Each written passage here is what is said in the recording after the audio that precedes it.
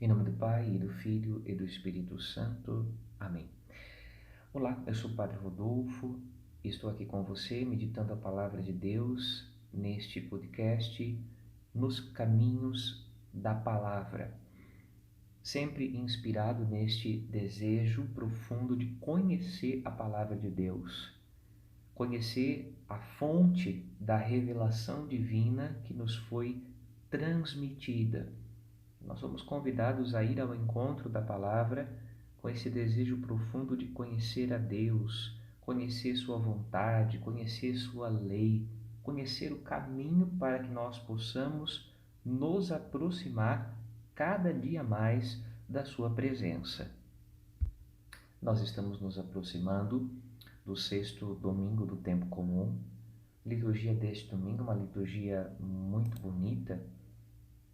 Tema principal desta liturgia é esta palavra de Jesus muito bonita no Evangelho, dizendo para nós que nada da lei, nenhuma vírgula da lei será tirada da lei. Antes podem passar o céu e a terra, mas a palavra de Deus não passa. Então, evidentemente, Jesus vem para dar cumprimento à lei, para realizar a lei, e o cumprimento da lei é a caridade de Cristo, é o amor de Cristo, porque Deus é amor, como nos ensina São João lá na sua primeira carta. Contudo, Jesus deixa claro que o seu ensinamento é um ensinamento que se compreende a partir daquilo que foi revelado. Então, o Antigo Testamento, caminho histórico de Israel, também seu caminho espiritual, o caminho da revelação de Deus, o Deus que é o Deus de Abraão, Isaque e Jacó, é o Pai de Jesus nosso Senhor. Portanto, a palavra dita é recolhida e no ensinamento de Cristo, na vida de Jesus, alcança a sua plenitude. Mas a liturgia desse domingo é uma liturgia muito bonita e a gente quer caminhar um pouco por esses passos das leituras para que elas possam nutrir o nosso coração com a presença de Deus. Primeira leitura do livro do Eclesiástico. Já começa dizendo uma coisa muito bonita. Se você quiser observar os mandamentos, eles te guardarão. Se confias em Deus, tu também viverás. E qual é que é a grande proteção que os mandamentos de Deus nos garantem? Os mandamentos de Deus nos guardam do mal. Os mandamentos de Deus nos guardam da morte, da destruição. Nos guardam desta violência que marca a vida humana nesse mundo. O desejo de Deus é que seus filhos vivam bem. Lá no capítulo 10 do Evangelho de São João, Jesus vai dizer: o desejo de Deus é que as ovelhas do bom pastor tenham vida e vida em abundância. Vida em abundância é vida plena. E a vida plena, sem dúvida alguma, haverá de alcançar-se no céu, na eternidade, na plenitude, na consumação de tudo. Mas o Filho de Deus quis fazer-se homem e quis habitar no meio de nós. Portanto, a presença de Deus, o conhecimento de Jesus acontece aqui, neste lugar, neste mundo. E nós somos convidados a conhecer a revelação de Deus neste lugar que Jesus escolheu para fazer-se homem. Então, o mistério da encarnação do Filho de Deus é algo muito importante para nós, determina o lugar da salvação. São Paulo vai dizer: este é o dia da graça, hoje é o dia da salvação. E este hoje acontece aqui na história, no tempo, na nossa vida cotidiana, diária. Então, observar os mandamentos de Deus nos convidam a uma vida plena. A observação dos mandamentos de Deus nos convida a uma vida plena. O salmo de meditação, Salmo 118, é um salmo bastante longo. A gente tem aqui o início, deste salmo, os primeiros versículos deste longo salmo, mas ele diz para nós, ele responde à primeira leitura com esta expressão de regozijo, né? Feliz o homem sem pecado em seu caminho, que na lei do Senhor Deus vai progredindo. Portanto, para progredir no mandamento de Deus, para progredir na lei de Deus, é necessário que o pecado fique para trás e que se abrace a vontade de Deus, se abrace o que Deus quer, o que Deus deseja para a nossa vida. A segunda leitura é, de verdade, um grande elogio de Paulo à sabedoria que vem de Deus. Então, tudo que vem de Deus é sabedoria, né? O próprio Filho de Deus, feito homem, é chamado sabedoria encarnada. Portanto, tudo que vem de Deus é uma fonte inesgotável de sabedoria para a nossa vida. Paulo vai dizer lá no verso 7 da segunda carta aos Coríntios, do capítulo 2. Falamos sim da misteriosa sabedoria de Deus, sabedoria escondida que desde a eternidade Deus destinou para a nossa glória.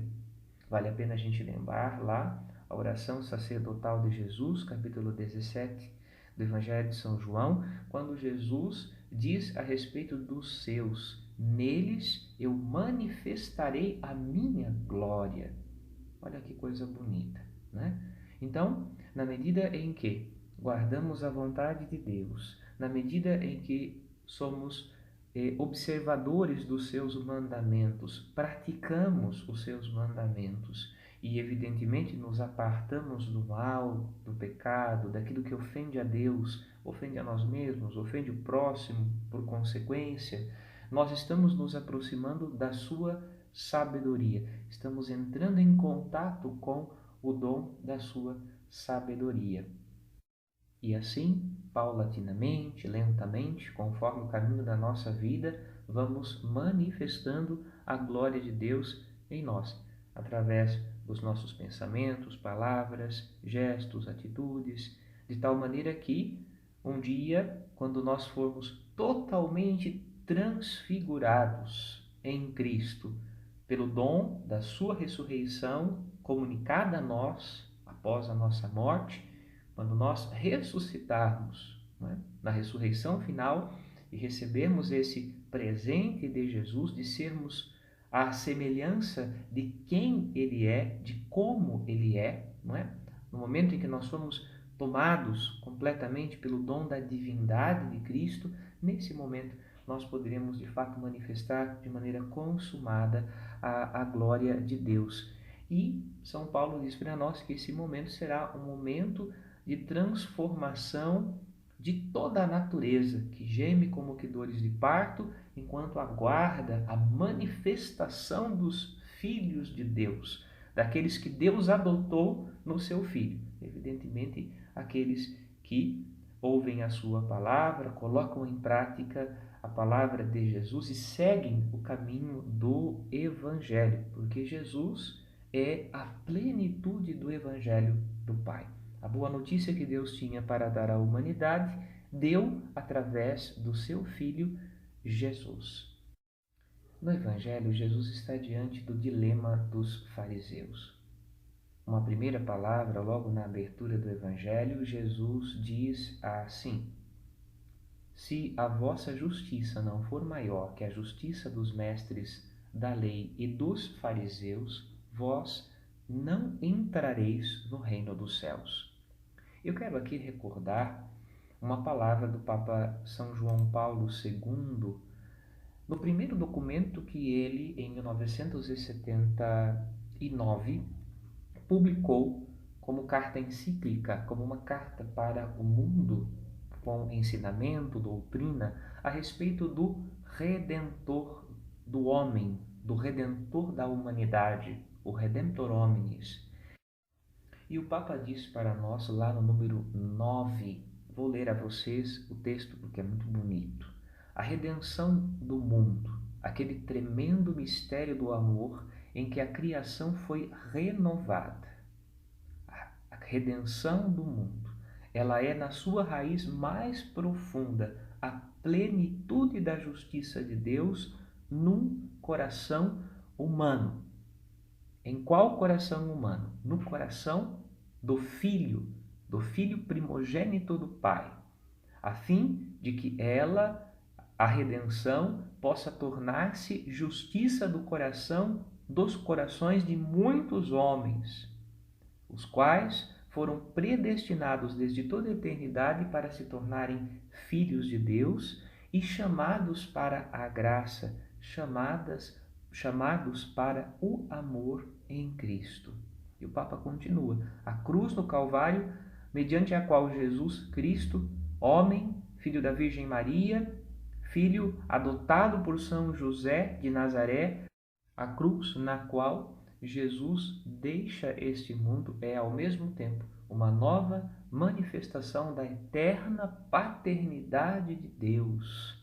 Olha que bonito, não é? Porque uma nova manifestação da eterna paternidade de Deus. Paternidade que a gente já vê de maneira incompleta, parcial, manifestada no Antigo Testamento na revelação que Deus concedeu ao seu povo Israel, cuja plenitude vem através de Cristo, através de Jesus, através do Filho unigênito do Pai, que se fez homem para a nossa salvação. Então, é importante a gente buscar esse conceito de justiça, porque hoje em dia as pessoas falam de justiça de formas muito diversas, né? Justiça social é uma coisa, justiça civil é outra, enfim.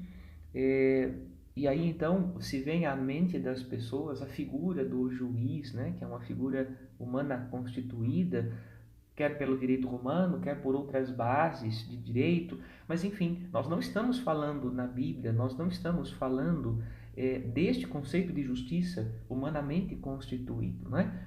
A justiça de Deus, a justiça num coração humano, a justiça para a humanidade. O justificador é Cristo, é o coração de Cristo, um coração aberto pela lança do soldado na cruz, donde brotam duas fontes, uma fonte de água e uma fonte de sangue, a fonte do batismo e a fonte da Eucaristia, como sacramentos regeneradores da vida espiritual para a humanidade, de tal forma que, como disse Jesus, quando eu for levantado da terra, atrairei todos os olhos a mim.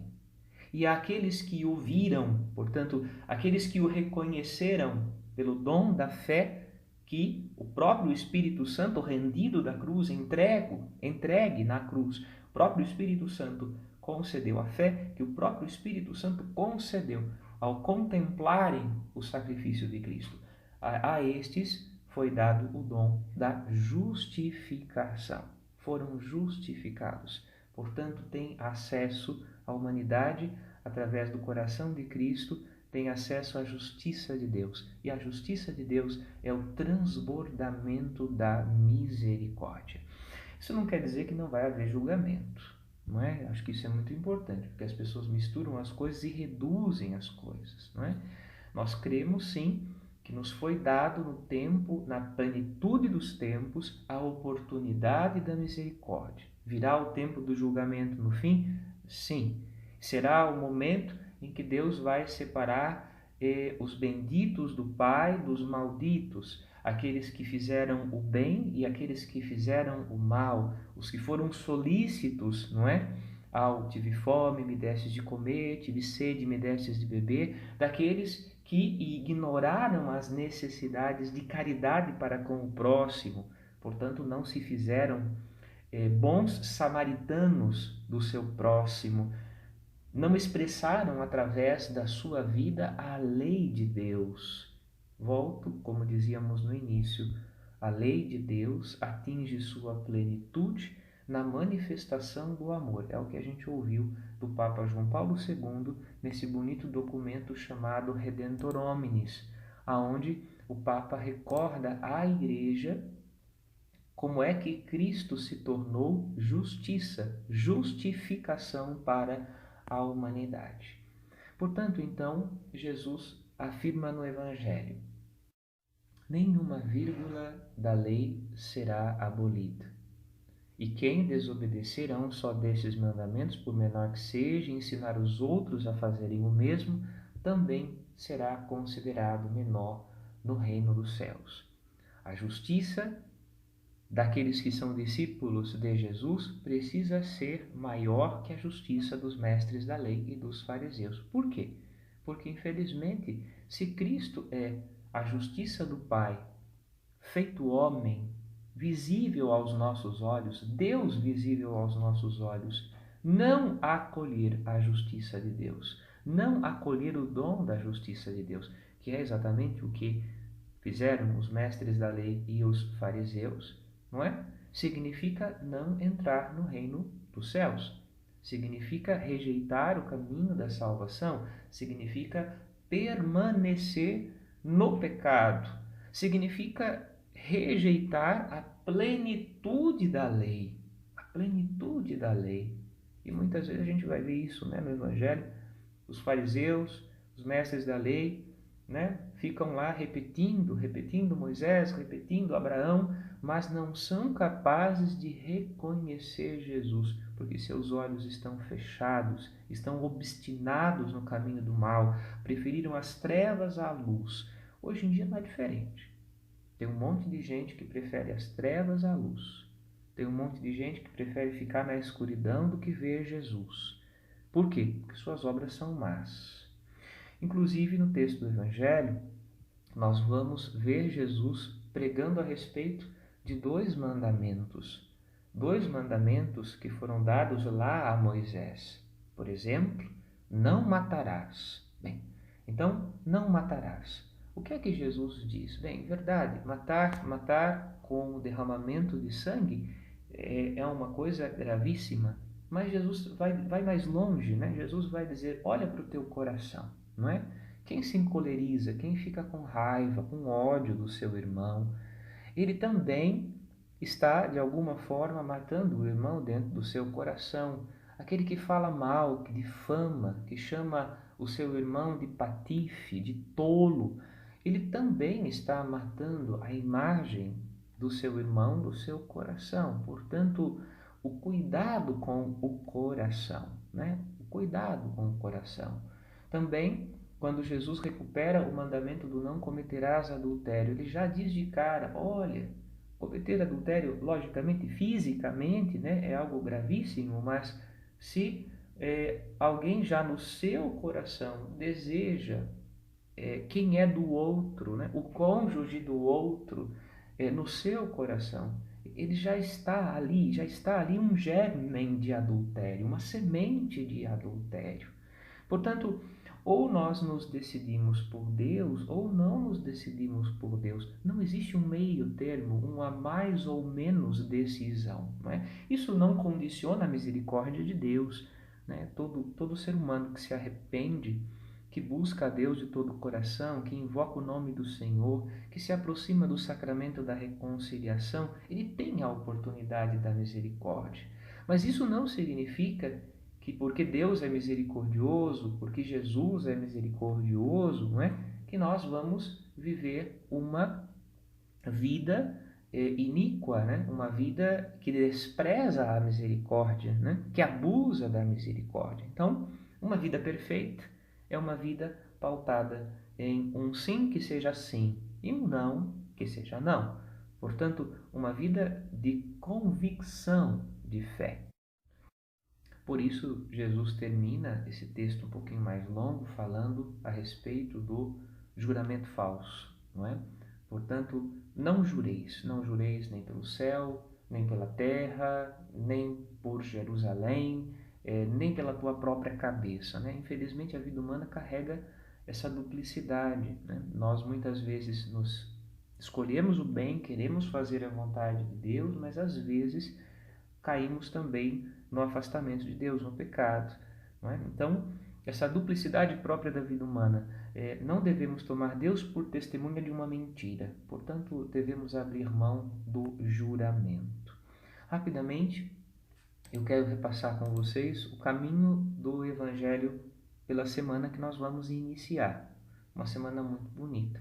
Na segunda-feira, Jesus tem uma altercação com os fariseus. Eles começam a discutir com Jesus e pedem para colocar Jesus à prova um sinal. E Jesus se recusa a dar esse sinal.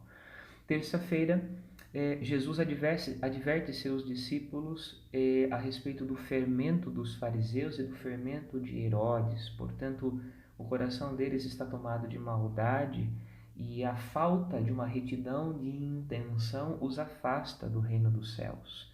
Quarta-feira, Jesus cura e faz enxergar com nitidez o cego em Betsaida. E esta cura de cegueira é um sinal derradeiro, né? É um sinal importante porque Jesus mostra que ele tem o poder sobre a natureza. E ao mesmo tempo também, esse cego, ele traz diante dos nossos olhos o dom da fé, que é necessário para ver Jesus. É necessário querer crer, é necessário querer ver, é necessário ir ao encontro do mistério de Cristo com retidão de intenção. Faltava isso nos fariseus e mestres da lei. Quinta-feira, vemos Jesus perguntando aos discípulos: e vós, quem dizeis que eu sou? E a resposta de Pedro, claro, é: tu és o Messias. Então, essa declaração de Pedro que reconhece Jesus, não é? Somente o enviado de Deus poderia curar, abrir os olhos, destapar os ouvidos, e os discípulos estão percebendo isto. Sexta-feira, Jesus enfaticamente vai dizer: quem quiser salvar a sua vida vai perdê-la, mas quem perdê-la a sua vida por causa de mim, este, e por causa do Evangelho, este vai salvá-la. Portanto, um convite a que os seus discípulos cada vez mais sigam o seu caminho e o caminho do seu Evangelho. A gente sabe que o caminho de Cristo vai dar na cruz, que o caminho do Evangelho vai dar na cruz, mas não para na cruz. Vai dar na cruz como sinal derradeiro do amor de Deus, da vitória sobre o mal, sobre o pecado, mas abre-se para a ressurreição, para a vida nova que nós recebemos em Cristo. Sábado, festa da Cátedra de São Pedro, nós vemos no Evangelho de Mateus, vemos esta palavra bonita, esta declaração: tu és Pedro, de Jesus a Pedro, que reconheceu que Jesus não é apenas o Messias, mas é também o Filho de Deus. Tu és Pedro, e sobre esta pedra construirei a minha igreja, e o poder do inferno nunca poderá vencê-la. A igreja de Cristo é a igreja daqueles cujos olhos foram abertos para ver não apenas conforme o que os olhos da carne enxergam, mas conforme a fé que brota de um coração transformado pelo encontro com Jesus. Termino retomando o domingo: que a vossa justiça seja maior que a justiça dos mestres da lei e dos fariseus. Portanto, que conheçamos a Cristo, abracemos a Cristo, amemos a Jesus, escutemos o seu Evangelho, sejamos seus discípulos e o anunciemos ao mundo. Esta é a principal vocação daqueles que encontraram Jesus e foram tocados pela sua misericórdia. Fique com Deus, uma ótima semana para você e nos vemos na próxima semana meditando nos caminhos da Palavra de Deus.